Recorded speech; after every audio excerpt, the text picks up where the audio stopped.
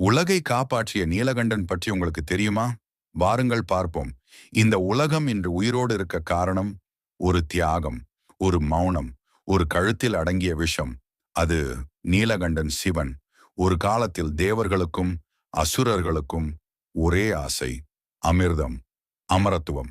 அந்த அமிர்தத்தை பெற அவர்கள் செய்த முயற்சிதான் பார்க்கடல் கடைதல், மந்திரமலை கடைமுள், வாசுகி நாகம் கயிறு. தேவர்கள் ஒரு பக்கம், அசுரர்கள் மறுபக்கம். பார்க்கடல் குலுங்கியது, பிரபஞ்சம் அதிர்ந்தது.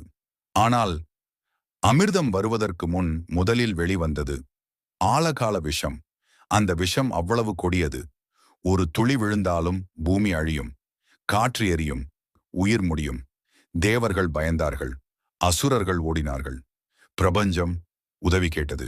அப்போது வந்தார் மகாதேவன். சிவன் எதையும் கேட்கவில்லை, யாரையும் குற்றம் சொல்லவில்லை.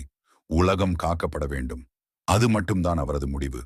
சிவன் அந்த விஷத்தை எடுத்தார், குடித்தார். ஆனால் அதை வயிற்றில் இறக்கவில்லை, கண்டத்தில் நிறுத்தினார். அந்த விஷம் அவரின் கழுத்தை நீளமாக மாற்றியது. அந்த நாளிலிருந்து அவர் பெயர் நீலகண்டன். இங்கேதான் சிவன் நமக்கு சொல்லும் ஆழமான பாடம்.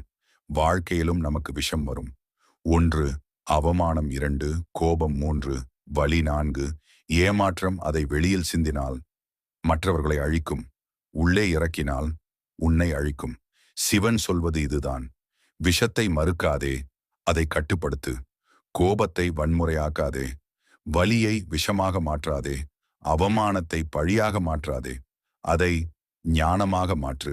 அதனால்தான் சிவன் அழிக்கவில்லை, பழி வாங்கவில்லை, மௌனம் தாங்கினார். இந்த உலகத்தில் உயர்ந்தவன் யார் தெரியுமா? 1 அதிக சக்தி உள்ளவன் இல்லை, 2 அதிக கோபம் காட்டுவனும் இல்லை, அதிக விஷத்தை அதிக அமைதியுடன் தாங்குபவன்தான் நீலகண்டன். இந்த கதையின் அர்த்தம் உங்களுக்கு புரிந்திருந்தால் சிவனை நினைத்து ஒரு ஓம் நமசிவாய் சொல்லுங்கள். நன்றி.